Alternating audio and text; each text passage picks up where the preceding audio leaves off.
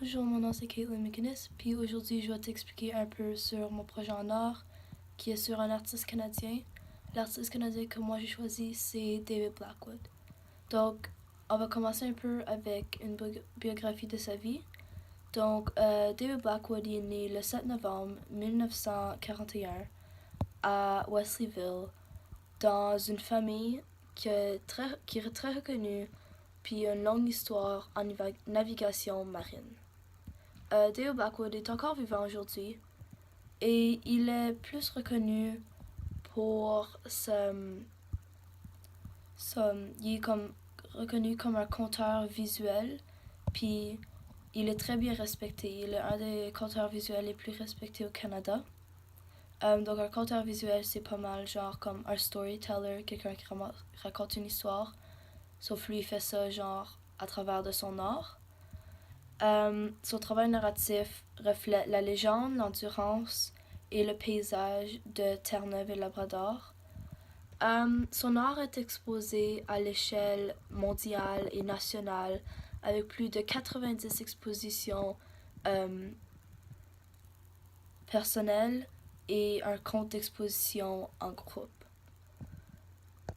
Son art a été le sujet de 3 publications majeures, donc The Art of David Blackwood en 1988, David Blackwood Master Printmaker en 2001, puis Black Ice David Blackwood Prints of Newfoundland en 2011. Son art est virtuellement dans chaque majeure galerie publique et collection d'art corporatif au Canada. Quand il était jeune, David Blackwood a été reconnu comme une prodigie artistique et a reçu une bourse du centenaire du gouvernement de Terre-Neuve pour aller étudier à Ontario College of Art à Toronto. En 1992, il a eu un doctorat en droit de l'Université de Calgary et un doctorat en lettres de l'Université Memorial de St. John's. Plus tard, il a été le maître d'art à l'école Trinity College, Port Hope, Ontario. Puis à cause que ceci était un poste à temps partiel, il pouvait aussi travailler sur son art dans son studio en même temps.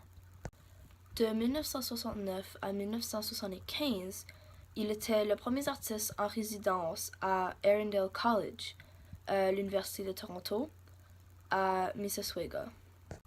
À l'âge de 23 ans, son premier dessin esquisse a été acheté par le Musée des Beaux-Arts du Canada. Donc maintenant, on va parler un peu de comme son processus de travail, puis son inspiration de beaucoup de son art, puis qu'est-ce qu'il fait.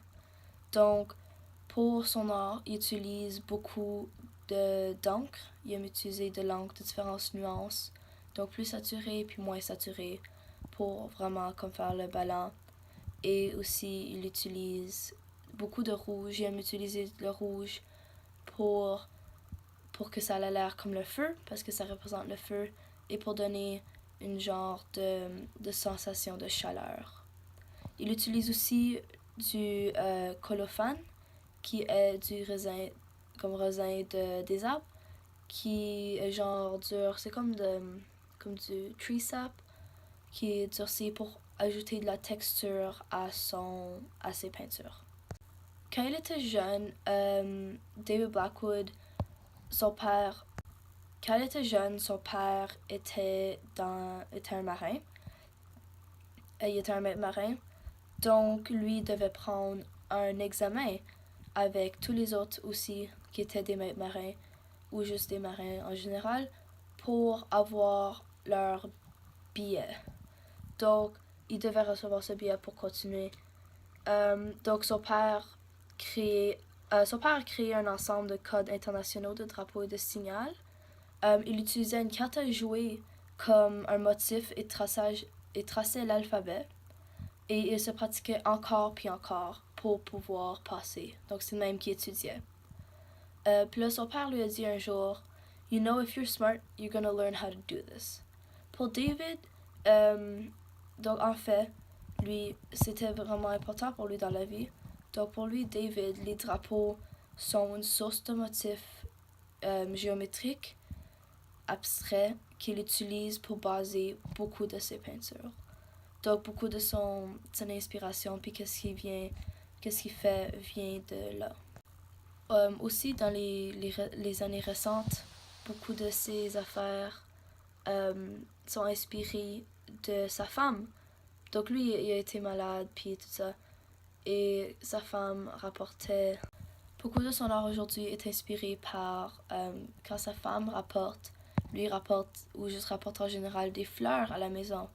Donc à chaque jour ou à chaque quelques jours, elle rapporte différentes fleurs à la maison. Donc lui, il était quelque chose est arrivé, puis là il peignait pas beaucoup. Je pense qu'il était malade, quelque chose de même. Et là, lui, il commençait à peinturer ses fleurs. Il commençait à peindre les fleurs. Et maintenant, il y a une grosse collection en watercolor. Je suis pas certaine c'est quoi en français. Mais donc, il y a toute une grosse collection de... Il y a sa nouvelle galerie avec la collection de fleurs. Donc, lui est beaucoup inspiré par ça. La peinture que moi j'ai décidé de baser dessus ou de recréer est la peinture Home from Bragg's Island, qui est un 35 par 48 pouces, faite sur un canvas avec de l'huile tempéra.